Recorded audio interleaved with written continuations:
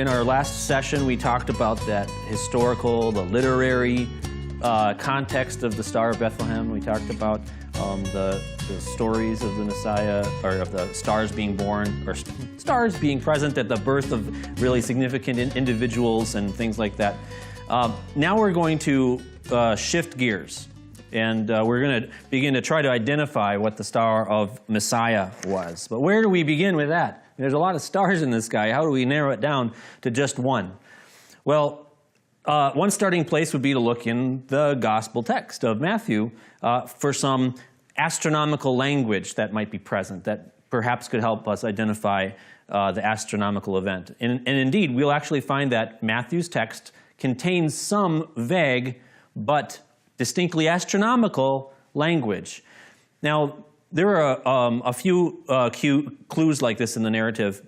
Now, the fact that the language, astronomical language, does appear in Matthew's text indicates that Matthew knew that this was an astronomical event, not just kind of some spiritual thing. But the fact that it's vague suggests that Matthew probably did not know exactly what it was. Because if he knew what the event was, he probably just would have said what it was. It also implies that Matthew was not an expert in astronomy or astrology, and I wouldn't have expected him to be. He didn't expect his readers to be experts in astrology or astronomy. So we're left with only a few vague clues in Matthew's text. Our first clue is the term star. So the Greek term for star is astir. And that the term star, or astir, may be misleading because it may cause us to think of just a single point of light in the sky. But in astrological terms, star was used to refer to a single star or a planet or a grouping of stars or planets. The Sumerian term known by Babylonian astrologers was a kakabu.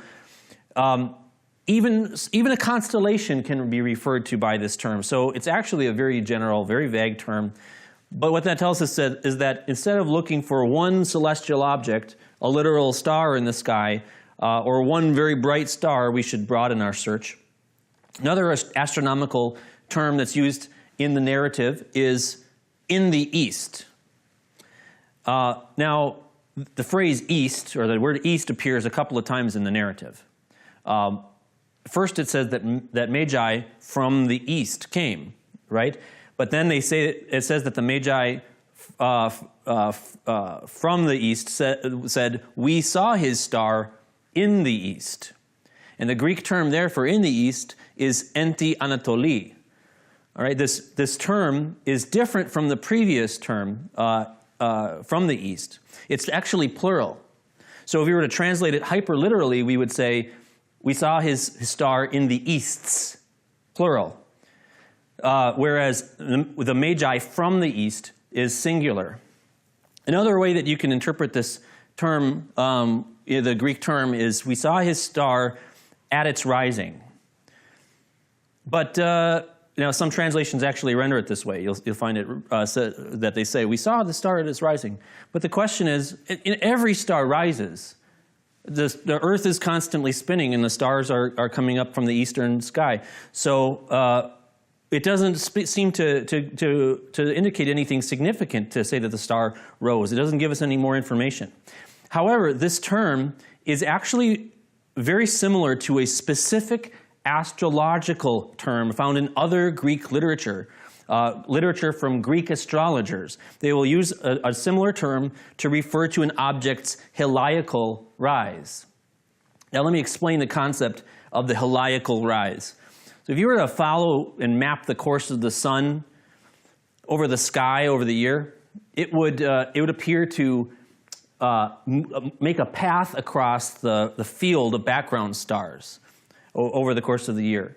At certain times of the year, some stars are visible, and at other times of the year, they become invisible because they're too near the star, angular-wise, and they get washed out by the sun's light, sun's light. So, so it goes through this cycle, and at the moment that there becomes enough distance, angular distance between the sun and then the star, that when the star first appears, that's called its heliacal rise. So the heliacal rise of a star is considered a really important, significant moment, a significant event from an astrological perspective. Throughout the centuries, it's been that way. So the heliacal rise is what's indicated by this term Endi Anatoli. So the Magi were saying, we have seen his star in its heliacal rise. Now here are some more astronomical terms that we'll find in the book of Matthew. Herod inquired from the Magi what time the star had appeared. Now wait a second, it's a star. Stars don't appear, they're stars. They're always in the sky, right? But literally the text says the time of the appearance of the star, the Greek root pheno is the same root, or it's appearing, the same root that we get the term phenomenon. This term appearance is also a term for the heliacal rising of the star. So it appears because it's far enough away from the sun's light doesn't wash it out. So there's enough angular distance between the sun and the star, so it can be seen either at sunrise or sunset. Another possibly astrological or astronomical term found in Matthew is when the Magi arrive in Bethlehem and they saw this event, whatever it was, occurring again, and it says that it came to rest over the place. And came to rest over the place. The Greek term there for resting is proigen. Some scholars will say that this term proigen refers to retrograde motion. So retrograde motion occurs when a planet is progressing through that background field of stars. So the stars all kind of stay relatively stable to each other, and then the planet is progressing through the stars, and then it appears like the planet begins to slow down, stop, or even move backward, and then it will then continue ahead in its original path. That appearing to go backward and then going forward again is called retrograde motion. Of course, the planets are just continuing to go through a stable orbit around the sun. It's just the way that the concentric orbits of the Earth and the planets work that looks like they're going back in the angle that as we pass by. So, at least according to some scholarly opinions, this term proigen refers to the retrograde motion of a planet, the resting of the star at Bethlehem. Now, this part of the presentation might make you feel uncomfortable. In fact, very few presenters on the Star of Bethlehem go here. To be honest, it makes me a little bit uncomfortable too. We want to learn the language of the Magi. So we need to learn a little bit about what Persian and Babylonian astrology taught. So most Star of Bethlehem presentations take a different route. They'll begin with a list of astronomical events and then try to eliminate them one by one. And to find out the one that works. So could it be a comet? Well, it could be a comet for this, or it couldn't be a comet because of this. Could it be a supernova? Could it be a conjunction? And et cetera. Just kind of go through that. I'm not going to do that. I'm going to start with the question of what did ancient astrology teach? And then with this information, we'll know what to look for. And from that point, we can move forward and see if there's a qualifying astronomical event. Now, you have to be aware that astrology is a complex and intricate system of thought. And this is a big stumbling block for many Star of Bethlehem enthusiasts, especially those who are very well versed in astronomy, but not astrology. They'll oversimplify. They'll say, well, Jupiter stands for this, and this constellation Aries stands for this, and the moon means this, and then this planet stands for kingship, so this constellation is for the Jews, and they think they have it all figured out. Because they think they can just make the connections like that. They think they can make it up like that. But they don't realize that astrology is an extremely complicated discipline that had been developing over thousands of years. And it's filled with all kinds of laws and principles. And Star of Bethlehem enthusiasts often have a very superficial understanding of astrology that either leads them astray or leads them more likely to confirm whatever conclusion that they already favor. So now we have to remember, Babylon at this time is under the Parthian and Persian Empire, so there will be some crossover between the Babylonian or Assyrian astrology and Persian astrology. So we'll need to kind of look at it from both angles to understand the view of the Magi. One difficulty we have, it's a big difficulty, we have very little information about how ancient Persians and Babylonians interpreted the stars. We do have records of their observations and predictions in terms of where and when different astronomical events would take place, but we have little explaining what those interpretations or what those events would mean.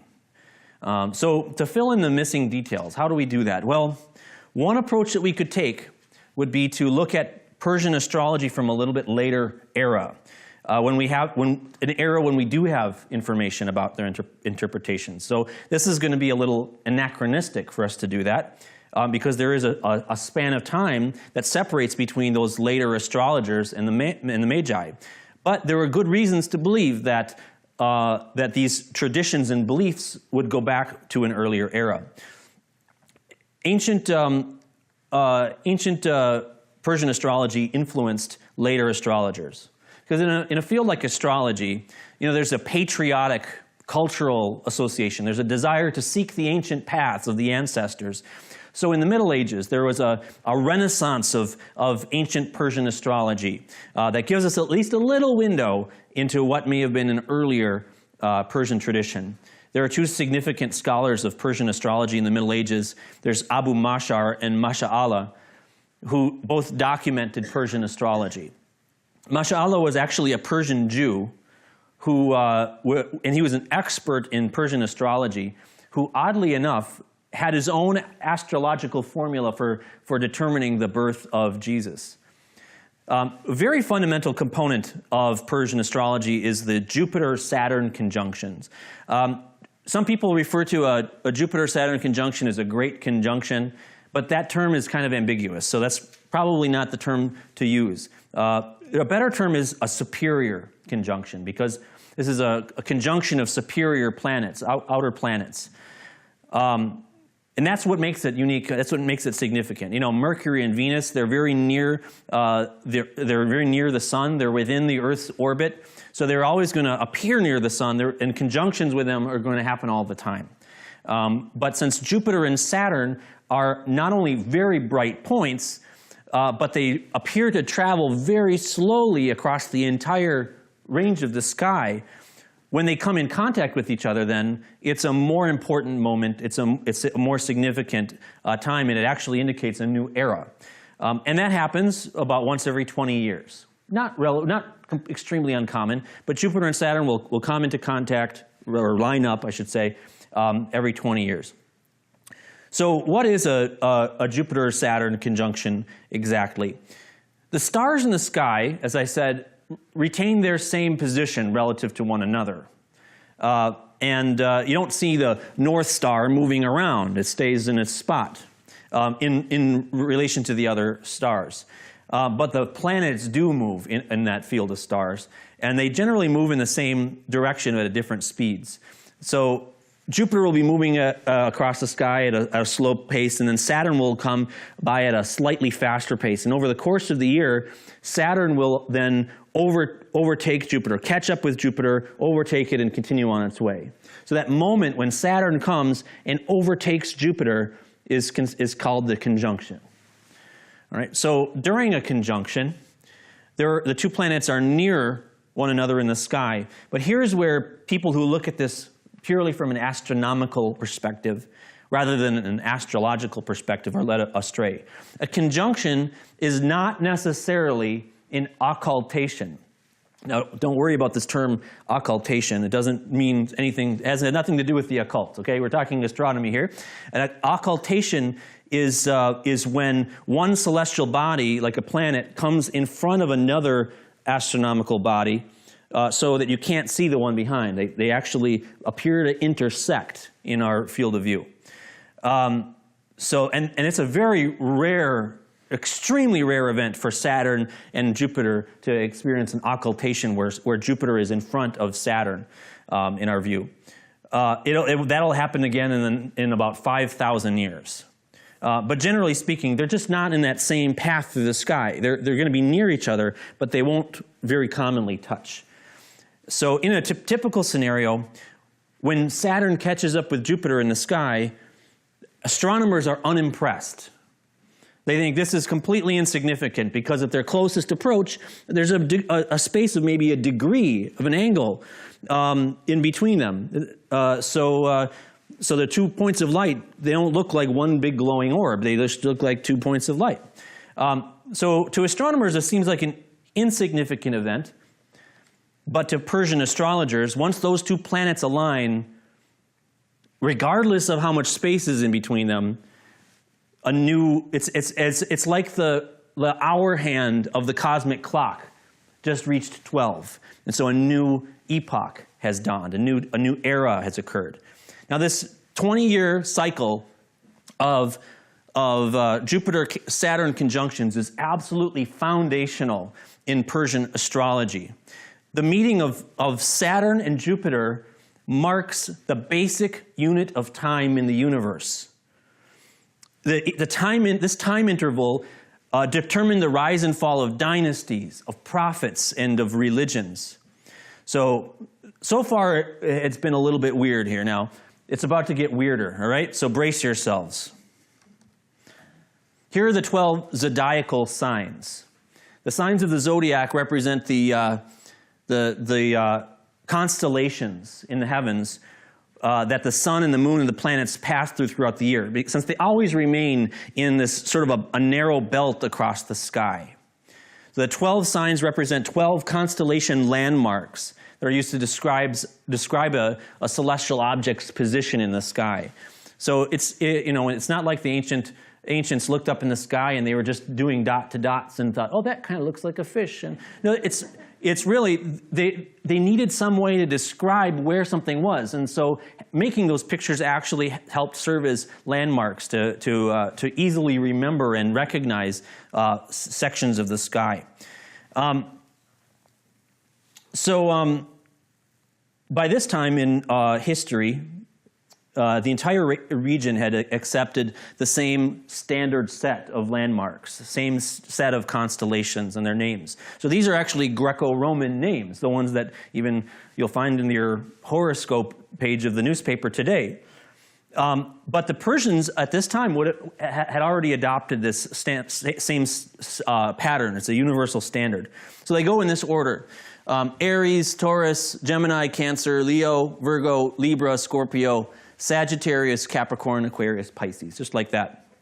But you can see that the Persians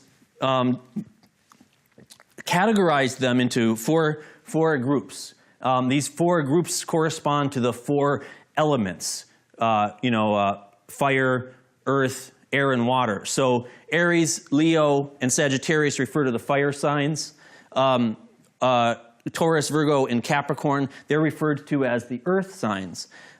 Gemini, Libra, and Aquarius are called the air signs, and then Cancer, Scorpio, and Pisces are the water signs. So that's how they're categorized according to Persian astrology. Now here's the path that objects take through these constellations as they move through the sky. Right? So each one of these symbols is just shorthand. It's just a short notation for those astrological constellations that I mentioned to you. These are just little icons to help us remember those, symbols to help us remember those. So at the top is Aries, and it goes around in this clockwise direction. And you can see it goes through, alternates between the different elements. So it starts with a fire and goes through fire, earth, air, water, fire, earth, air, water, fire, earth, air, water, like that until it finally reaches back at fire again with Aries. So and so that's the path that the sun will make, that the planets will make. They'll move through each of these as they go around in the year. Now, an interesting pattern occurs with the Jupiter-Saturn conjunctions. You know, Jupiter and Saturn are moving through all of them like that. But when the conjunctions occur, they occur in a really interesting way. You see, first there will be a conjunction that will occur here in Aries. And then the next one, 20 years later, will be in what is this one over here? Leo, right? And then the next one will be in the third fire sign here of Sagittarius, right? So the conjunctions will stay in this triangle of fire signs for a number of years. In fact, it'll stay like this for about 200 years in the fire signs. So then, after about 200 years, they will proceed to the air signs. And these conjunctions will occur here in the air signs in this triangle for another 200 years. And then after that period is completed, it will begin to progress through the air signs. So at fire, earth, air, now it's going through the air signs for 200 years. And then finally it'll go through the water signs, and it'll stay there for 200 years until it returns then to the fire signs. And fire is where it's considered to begin there with the constellation of Aries. Now, because there are these cycles, there are different ways to describe a Jupiter-Saturn conjunction. So one way you could describe, one type of conjunction would be a small conjunction. So a small conjunction is a type of conjunction that occurs in the same element as the previous one. So as long as those conjunctions remain in the same triangle, in the same color, that's going to be called a small conjunction, and that happens every 20 years. A middle conjunction is one that has a little bit more significance, and it happens when it begins to move from one element, one triangle in our diagram, to the next. And that happens, as I said, about every 200 years. Now, this is not a clear-cut transition. So sometimes there's this intermediate period where it will vacillate between one element to another before then shifting finally solidly into the next element. And then finally there's what's called the Great Conjunction, which designates the completion of the element cycle. In other words, the cycle has moved from the fire signs to the earth signs, to the air signs, and finally to the water signs, and then returns to the fire signs again, and that completes the cycle. And that happens approximately every 800 years. Now, those 800-year periods are considered the great epoch of Persian astrology. All right, so let's take a look at some of the Jupiter-Saturn conjunctions that occurred in the century when Yeshua was born. Here we can see there's a conjunction that occurred in the sign of Cancer that happened. It's in a water element, so it's coded in blue as a water element. It happened in 86 BC. Then there was a conjunction in the sign of Pisces. Right? It's another water element, and happened in 66 BC. And then it happened in Scorpio in 46 BC. Remember, all right, so, and these were all signs of the water element. Water is the final element of the cycle, right? So then in 26 BC, it shifted into the fire signs, and now it's in Leo. But before it was able to complete that fire element cycle, or before it was able to complete that cycle move into the fire elements, in 7 BC there was one final conjunction that occurred in the sign of Pisces, which you remember that's the very last element, last sign in the zodiac, and it happened again in the water element. All right, so here we are at the very culmination. This is actually the culmination of that 800-year cycle, isn't it? The end of that epoch, that 800-year epoch. Then it continues then in the fire signs in Sagittarius and Leo in succeeding generations. Now, to look at the context, when have these Saturn and Jupiter conjunctions happened before? I mean, are they associated with historical events? Well, there is an interesting fact that in 165 BC, there was a Jupiter-Saturn conjunction. Now, again, this happens every 20 years, so it's not a really amazing coincidence. But it happened in the year of the Maccabean Revolt.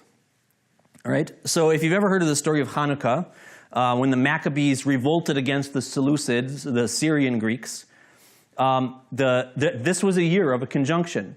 And that was the year of a new dynasty in Israel. It was the beginning of the Hasmonean dynasty. Now, of course, they relit the menorah in the temple. The story is that they had enough oil to light the menorah and have it be lit for 1 day, but it lasted for 8 days. And so when we celebrate Hanukkah commemorating this event, we celebrate Hanukkah for 8 days. But that's not the only reason that we celebrate Hanukkah for 8 days. The other reason that we celebrate Hanukkah for 8 days, it's a little less known reason, is that it is the belated celebration of the holiday of Sukkot. So the Jewish people were unable to come into the temple to celebrate Sukkot, the Feast of Tabernacles. You might notice the Feast of Tabernacles, because the temple was defiled by the King Antiochus, right? So when Hanukkah came around, when they cleansed the temple and they were able to re-enter it, they decided we're going to celebrate that holiday of Sukkot that we had to put off a couple of months prior. Now Sukkot is an 8-day festival, and so it makes sense to celebrate Hanukkah for 8 days also in relation to that. Now I'd like to actually show you this conjunction. We're going to go to the year 165 BC, which astronomers refer to as the year -164, because they are bothered by the fact that we skip the year 0 and messes with their math. So -164 is the year 165 BC. We're going to go to September 1st, and about 7:00 p.m. And I'll look in the southwestern sky. There we go. So I know this is some fine detail here, but we've got Saturn right there, Jupiter and Mars, kind of all massed together right there. This is what the sky looked like, and this is from the vantage point of Jerusalem.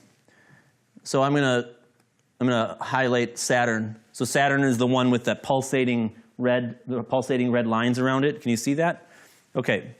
So that's you can see they're very close to each other at this point. I'll put on this grid here so we can kind of see how they are in relation to each other. And so west is right here. They're moving in a generally westward direction. So Saturn then is behind Jupiter. And we'll watch what happens now. I'll move forward in time. And as I do so, watch how Saturn begins to come and catch up with Jupiter. The September 6th, September 7th, September 8th, September 9th, September 10th, September 11th, September 12th. Here's the interesting thing. When we get to September 12th, if you were to look at that on the Hebrew calendar, you'd find that this happens to be the holiday of Sukkot. Right? This is the first day of Sukkot, the Feast of Tabernacles. And remember, it's an 8-day holiday. So here's the 2nd day, 3rd day, 4th day, 5th day, 6th day, 7th day, and 8th day of Sukkot. And you can see Saturn catching up with Jupiter as we go through. So this day, the 8th day, is actually referred to as Shmini Atzeret, you know. Jupiter and Saturn have lined up, and then Saturn then continues on its way going forward.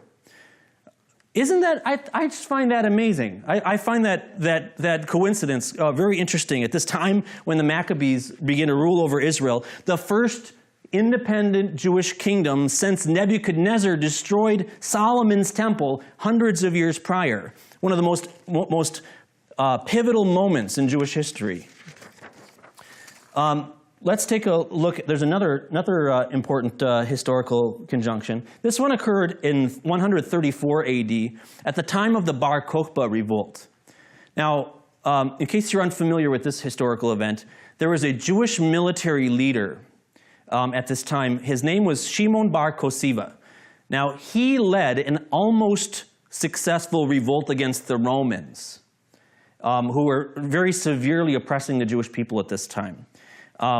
And one of the leading rabbis declared that Shimon Bar Kokhba was the Messiah. And he said, this man is going to liberate our people from the Romans. Now, this turned out not to be the case, as we know from history.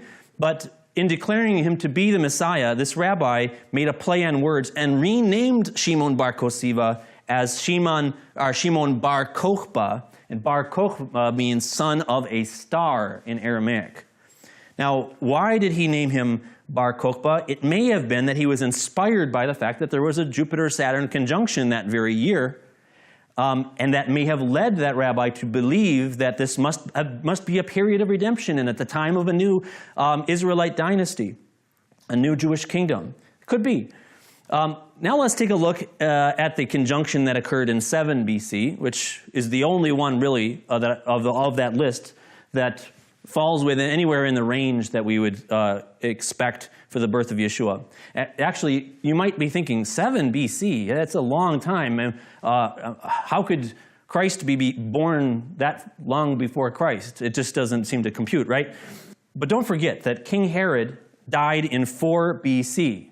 Now, Herod was alive and kicking when Jesus was born, and he was especially when the star appeared. So there is an alternate theory that proposes that Herod died in 1 BC. But this is generally considered a fringe hypothesis. It's rejected by most scholars. And it's favored by some Star of Bethlehem scholars. And I think it's because they're looking for a date closer to 1 AD. For the birth of Messiah. But the broad consensus of scholars who are not trying to say anything about the Star of Bethlehem, who just want to know ancient Jewish and Roman history, will accept that Herod died in 4 BC. So looking for 7 BC for a date is actually really perfectly within our range. Now, there's something about this conjunction that occurred in 7 BC that sets it apart from the other ones, though. The conjunction that occurred in 7 BC was actually what's called a triple conjunction. Now, some people don't understand the term triple conjunction. They think that it means that there must be 3 things that join together in the sky. That's not what it means. A triple conjunction of Jupiter and Saturn happens like this. Jupiter's passing through the sky, minding its own business over the course of the year, and then Saturn comes and catches up with Jupiter, just as it normally does. But just at that moment, after Saturn catches up with Jupiter, it goes into retrograde motion. Remember that? So it begins to slow and go backwards. And so Jupiter is able to catch up with Saturn and overtake it. Well, then Saturn then kicks into high gear and moves back into its normal motion and catches up with Jupiter once more. So you can see Saturn comes, overtakes Jupiter, slows down, Jupiter comes and overtakes Saturn, and then Saturn speeds back up and overtakes Jupiter once more. That's a triple conjunction of Jupiter and Saturn. Saturn overtakes Jupiter, Jupiter overtakes Saturn, and then finally Saturn overtakes Jupiter. So this is a very rare event because in order for this to happen, 2 infrequent events have to happen with perfect timing. Saturn's brief period of retrograde motion has to happen immediately after Saturn happens to pass Jupiter, or else it won't mesh, it won't align. So it's a very rare, a very significant event. Here are the times when this has happened in history before and after the birth of Yeshua. It happened once in 820 BC, which is what? That's around the time of maybe Elijah the prophet. It happened once in 146 to 145 BC. It happened in 7 BC. That's the one that we're looking at. And then the next one happened in 333 AD. Now, it also nearly happened in 126 BC. And it's worth mentioning because what happened was Saturn passed Jupiter, went into retrograde motion after the fact, right? Jupiter went to go and almost overtook it, but didn't quite before Saturn kicked back into gear again. So it's worth noting, at least, that there was a very nearly triple conjunction in 126 BC. So we can see that it's not only a rare occurrence, but it doesn't happen on a regular interval. You can't say, well, this happens every 500 years. It can be predicted, but the math is a lot more difficult. It isn't predicted by intervals like that. So, but if this was the thing that happened, what about these other ones? You know, what happened in 146 to 145? Where did the Magi go to King Herod? Well, not King Herod, but did he go to Jerusalem at that time? I mean, what may have happened at those times? Now, remember how I mentioned the Maccabees. Remember how they defeated the Seleucids and set up an independent Jewish kingdom. Well, they founded a royal family. Anybody know the name of the royal family of the Maccabees? It's the Hasmoneans, right? The Hasmoneans. They set up a family called the Hasmonean dynasty. Now, they didn't rule as kings right away. I mean, they had just thrown off the Syrian Greeks, the Seleucids. And so after that initial victory, it took some time for the Jewish people to gain security and autonomy. And so for the first couple of generations, their leaders were not kings. They were military commanders. And so this started with Simon the Maccabee. He was one of Mattathias' original 5 sons. He was the first military leader. And when he was assassinated, his leadership was passed on to a man by the name of John Hyrcanus. And John Hyrcanus did a lot to stabilize the nation, but he still served as a military leader. Now, when John Hyrcanus died, leadership was given to his oldest son, whose name was Judah Aristobulus I. It was this Aristobulus here who was the first to assume the title king and to claim a kingdom. Josephus records this. He says, when their father, Hyrcanus, was dead, the oldest son, Aristobulus, intending to change the government into a kingdom, for so he resolved to do, first of all, put a diadem on his head 481 years and 3 months after the people had been delivered from the Babylonish slavery and were returned to their own country again. You can see how Josephus sees that as a pivotal moment. He's counting the number of months since Babylon that this event happened, and Aristobulus is putting a crown on his head as king. Now, when was Aristobulus born? We don't know.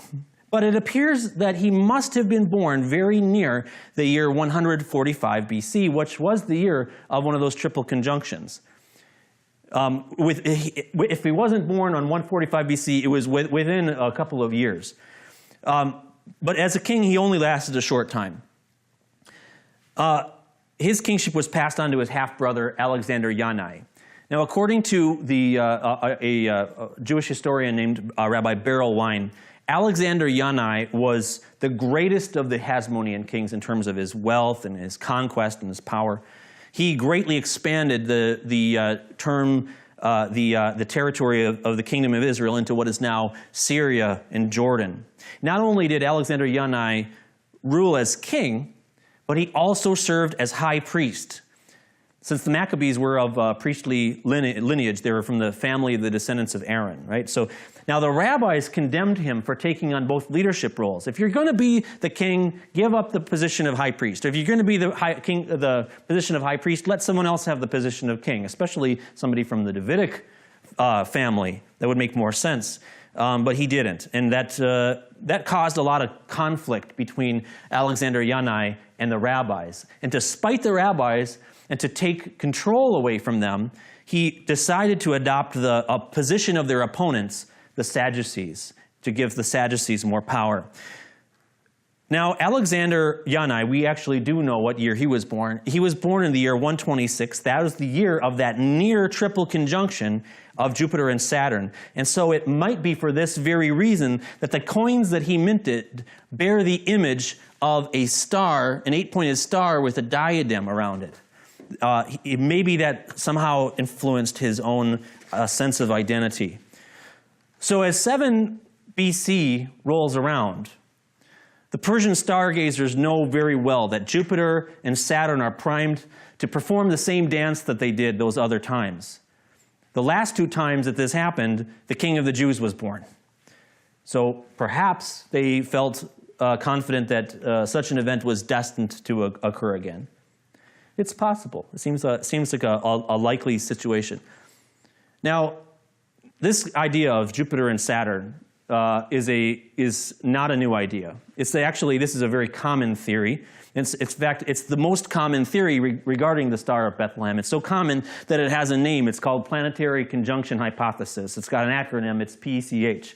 Right? So what I'm telling you is not anything that's that innovative, other than that I'm bringing it to you from a very different direction from usual. This theory was actually first proposed hundreds of years ago by Johannes Kepler. Now, or a similar theory anyway. He had the advantage over modern astronomers in that he was also an astrologer.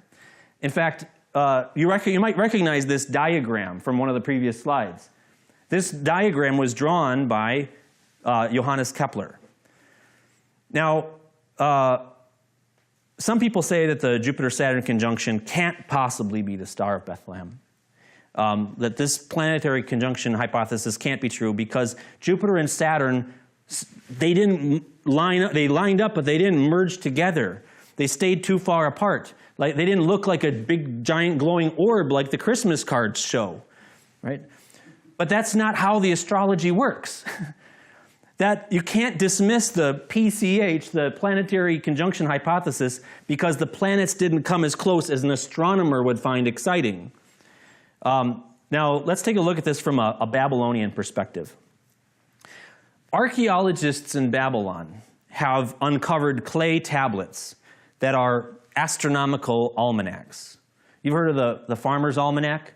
Farmer's Almanac is a set of predictions of what the weather is going to be like and things for the coming year, right? The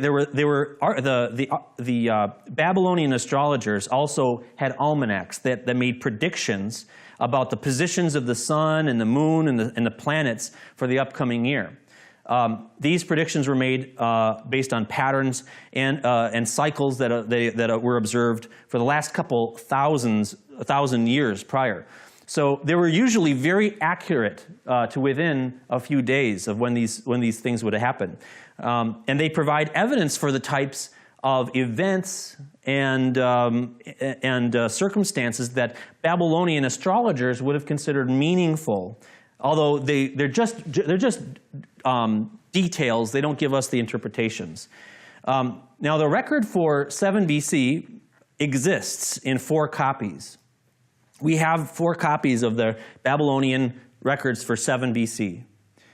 And they describe the positions and the movements of Jupiter and Saturn in the constellation of Pisces. And based on the information in those tablets, we know that they knew that Jupiter and Saturn would conjoin at least once and that there was a strong possibility of a triple conjunction occurring. So finding 4 copies of this astronomical almanac seems it's unusual, and it might suggest that the events of that particular year were considered significant. You see, these almanacs were trade secrets. They were very useful for the powers that be to help them make prognostications and to gain advantages over their opponents. They were very valuable, and they were not widely distributed. So the fact that we have 4 copies of this particular year might mean that this was a very significant year, that we would have so many copies. Here's actually an image. This is the almanac, one of those 4 copies for 7 BC. This is an image that I think now is held in the British Museum, right? So now let's take a look at these conjunctions in 7 BC. We'll go back to the star program here. All right, so I'm not going to go back to 7 BC or -7. I have to go to -6. That's 7 BC according to astronomers. And I'm going to go to May 14th. We'll go to about 3 a.m. Okay, so now you can see Jupiter and Saturn right there. Highlight Saturn again. Okay, you can see they're approaching each other in the sky. And as I progress through the days of the year, just take a look and see how Saturn comes and begins to catch up with Jupiter. You can go through. So Saturn has overtaken Jupiter, and you can watch as Saturn's movement begins to slow and Jupiter begins to take the lead. So go forward through the days, just like that. Now Jupiter takes the lead. All right, now I've got to move to a different time of the day so that we can see. So what I'm showing you is the same day, the same time of day over on numerous days. So if you set up a camera on a tripod and took a picture at 3 a.m. every day, what the sky would look like. So that's why they seem to be moving like that. So now what I'm going to do is I'm going to move to a different time of the day to bring them back into the middle of focus so we can watch that dance continue. I'll move a little later. Okay. So now we'll continue to move forward through the days. So we can see, we should be able to see Saturn come and overtake Jupiter once more.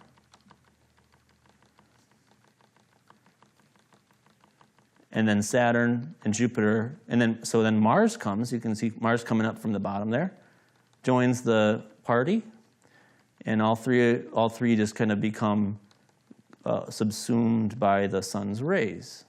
Right? So that was the triple conjunction. Everybody catch that? We'll go over it a little bit more.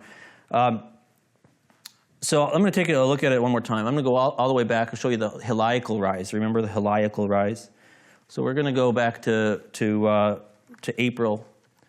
Go to April 1st, and we'll look at it about 5 in the morning. We can watch the sunrise because it's really close to the sun. So as we now we're gonna just watch the sunrise on this day of April 1st, and you could see there was just I'll back up again. You can see Jupiter just emerge up there, but it's too close to the sun to see it for very long, right? So if I move, maybe I'll move to a little later. We'll go to the 15th and we'll go to a different time of the day. All right, so we'll go and watch. We'll see Saturn and Jupiter coming up just like that. We'll do that again. You can see as the sun begins to rise, they emerge as twin morning stars right there. So if you were watching early in the morning, you could see them. And so they're beginning to move farther away from the sun, and you'll see that that's their heliacal rise at this time. Now, let's talk about the timing of these conjunctions. When did these happen? We saw that the timing for the Maccabees was significant. What about these ones? When did they happen? Now, measuring that, there's a couple of ways you can measure that, because a conjunction occurs when the two planets line up on an axis, but there's more than one way to measure the sky, which means that there is potentially more than one way to measure when a conjunction happens. So we'll go back to here. You can see this grid that's up here. So that's sort of a set of coordinates that you can use to measure it. Well, there is more than one set of coordinates. So here, if you take the Earth, one major axis that you could use to set up a grid of the sky is based on what's called the ecliptic. Now, the ecliptic is that path that the sun makes through the sky. So if you were to imagine these books in this room as like the field of background stars. So the sun is right here, and the Earth is moving around the sun. And as the Earth moves around the sun has a different backdrop behind it, right? You can imagine how the backdrop would change as the Earth is changing its angle in relation to the sun, right? So to us, perceiving the Earth as stationary, it looks like the sun is moving across the backdrop, right? And that path that cuts through is called the ecliptic, and the planets all kind of cut through that a very, very similar path. So if you were to build then a grid based on that line that goes across the sky, that would be the ecliptic grid. Here's the problem, though. As you can see by this globe, it's not a defect, but the Earth is tilted by 23.4 degrees in relation to the ecliptic. So as the days go by, as you spin around, the ecliptic grid kind of wiggles. It wiggles back and forth, and as the Earth goes around the sun and it retains that same sort of angle, the ecliptic grid is wiggling, right? So it's a wobbling grid in the sky. So there's another type of grid that you can use to measure the sky, and it's called the equatorial grid. So the equator, as I'm sure you know, is that line that runs through the center, dividing the northern and southern hemispheres. It's perpendicular to the polar axis, right? And so if you were to imagine this equator just shooting off into the sky, and slicing the sky in half, that would be another axis that you could use. And the nice thing about that is it's lined up with the angle of the Earth. So as the Earth spins over the day, that equator, the celestial equator, stays in the same spot. And as the Earth moves around in the seasons, still the celestial equator stays in the same spot. So it's not wiggling around. That's the nice thing about the celestial equator. And so a grid built on that celestial equator is called the equatorial grid. That's the one I have showing right here. Okay, so just like if you had maybe a couple of racers making rounds around a racetrack, if you had a different finish line, you're going to have a different, if it's at a different angle, you're going to have a different definition of who wins, right? So, so that's why it's important to decide on which grid we're going to use, right? So most people measure the conjunctions according to the ecliptic, which makes a lot of sense, because that's the path that the planets are making through the stars. So if you were to look up the dates of when these conjunctions occur, you're going to get dates based on that calculation. Remember, they're not touching each other, they're moving past each other though. So there's not a moment when the two planets are not going to hit the same spot. So when I began to analyze these patterns, the stars and everything like that, I had a different grid up. I had this equatorial grid. And so when I was looking at when the conjunctions occurred, when the planets appeared to line up, I was getting different dates from everybody else. And I couldn't figure out why at first until I figured out that grid issue. But it appears to make sense. I mean, as you look at this through the, if we look at this according to the equatorial grid, it's very natural. It really it appears to make sense. It flows very well with our naked eye. And it's a natural way for the naked eye to measure. So here's an interesting thing then. With the equatorial grid as our frame of reference, we watch Saturn catch up with Jupiter. We watch Jupiter catch up with Saturn. I'm going backwards in time now. We'll go back through it again. So back to the heliacal rise is about back here. So then Jupiter, so Saturn comes and catches up with Jupiter. So let's find out when that happens according to the equatorial grid. It's coming through here. We're in May. We're in June. You know, right around here, they kind of line up with each other. That's June 3rd. This is what the sky looked like if you were to go outside from Jerusalem and look at the sky on June 3rd in the year of 7 BC. Okay? Now, when was that? If we were to measure that on the Hebrew calendar, the first conjunction occurred in June 7 BC. That happened on the 6th day of the month of Sivan in the Hebrew calendar, in the year 3754. Now, the 6th of Sivan is a very significant event, a very significant day in the Jewish calendar. It is the holiday of Shavuot. This is what the sky looked like on Shavuot in 7 BC. This is also known as Pentecost. It's the Feast of Weeks, right? It's the beginning of the wheat harvest. This holiday is mentioned in Leviticus 23. According to Jewish tradition, it's the anniversary of the giving of the Torah at Mount Sinai. And here I even have a picture of the actual 10 Commandments. This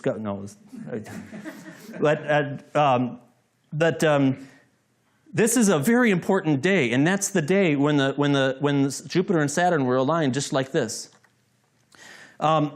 So let's continue and look and see at the second conjunction. And that one happens to occur in September of 7 BC. And you kind of probably already know where I'm going with this, don't you? So here's August.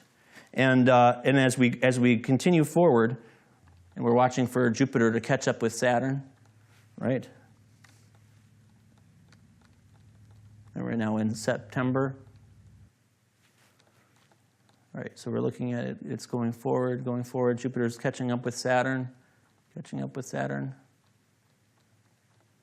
You know, right here is September 24th of 7 BC. That day happens to be the 1st of Tishrei. That's on the Hebrew calendar. 1st of Tishrei is also known as Rosh Hashanah. That's some Christians refer to it as the Feast of Trumpets. It's the Jewish New Year. It's the new year in the Jewish calendar. And this is what the sky looked like on Rosh Hashanah in 7 BC.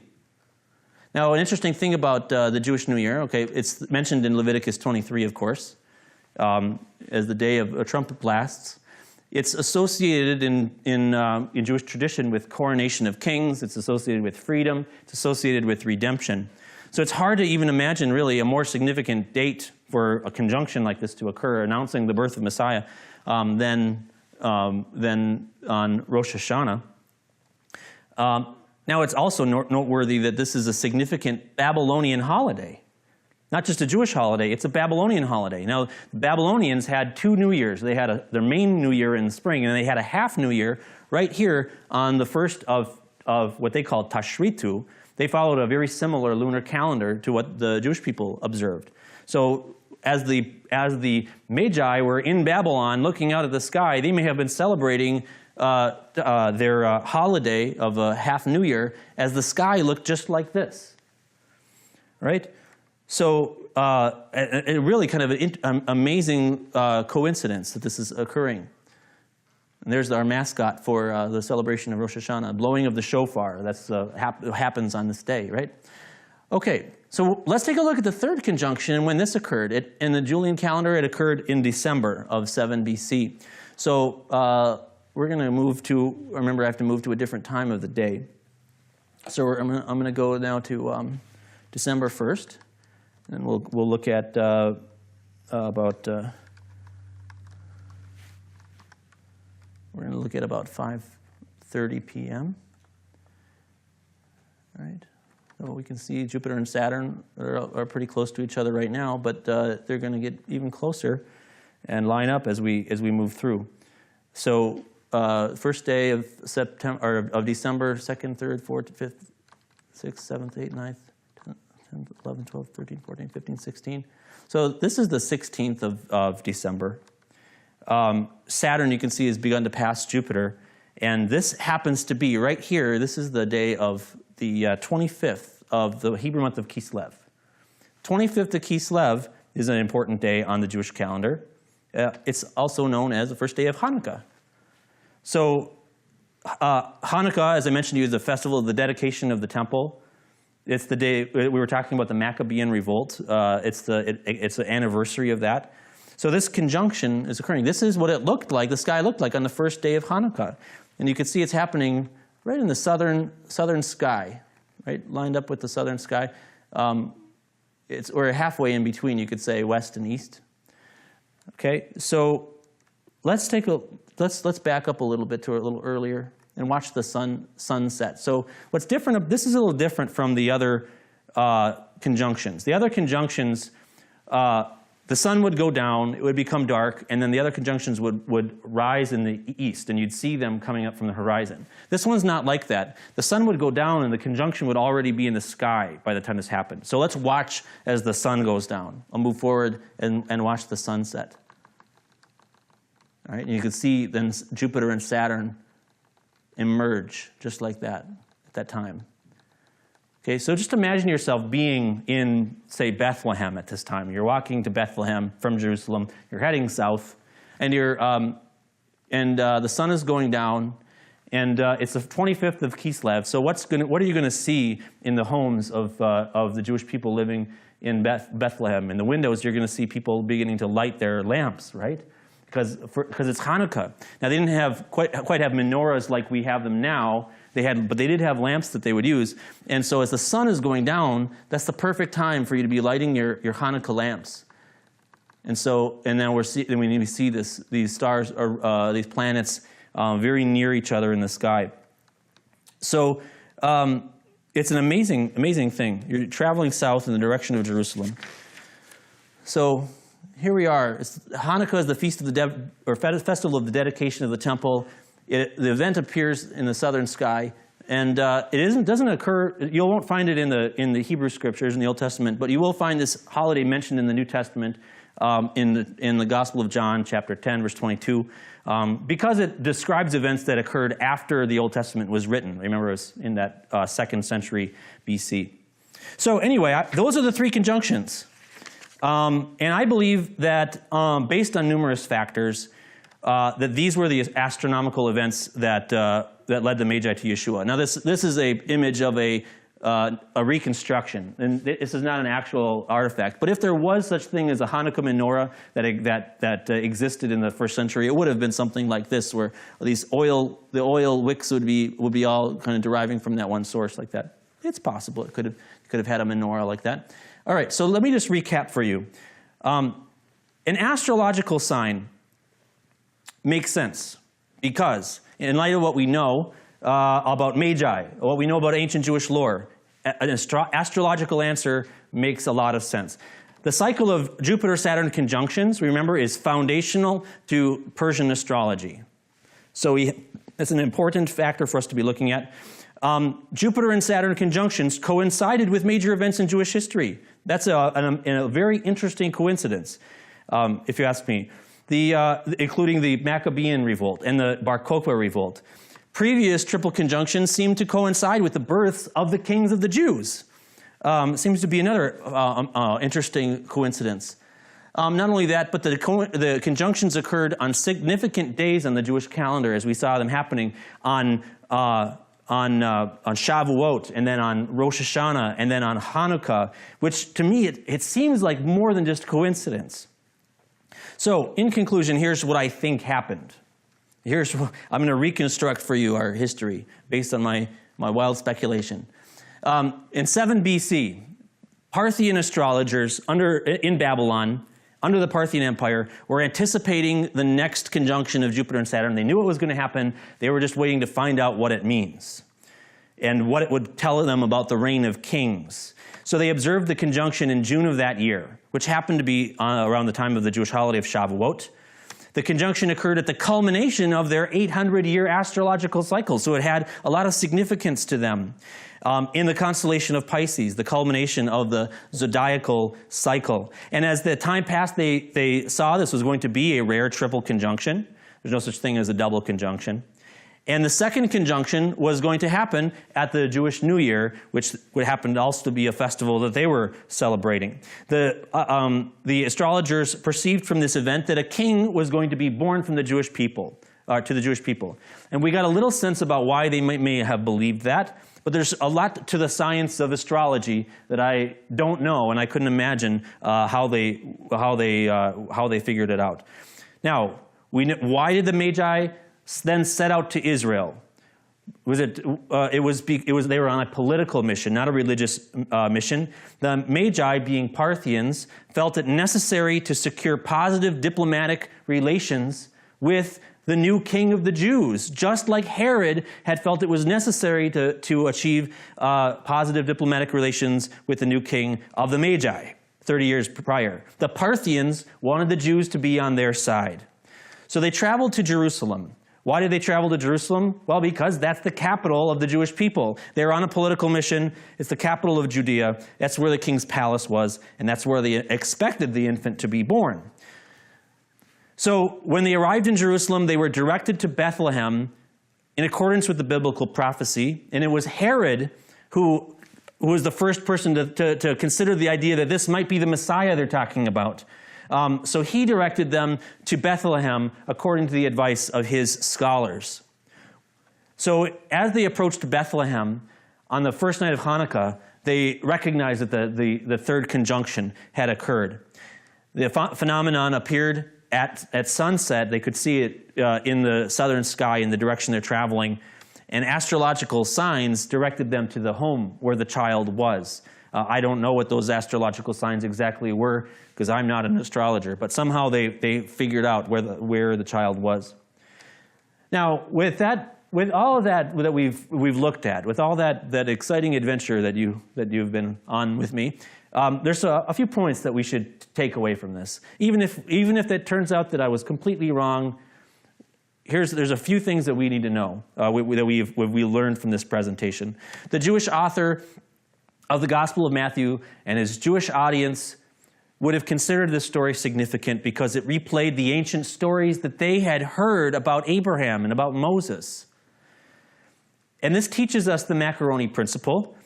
To understand the Bible, we have to seek the original historical and cultural and linguistic and religious context.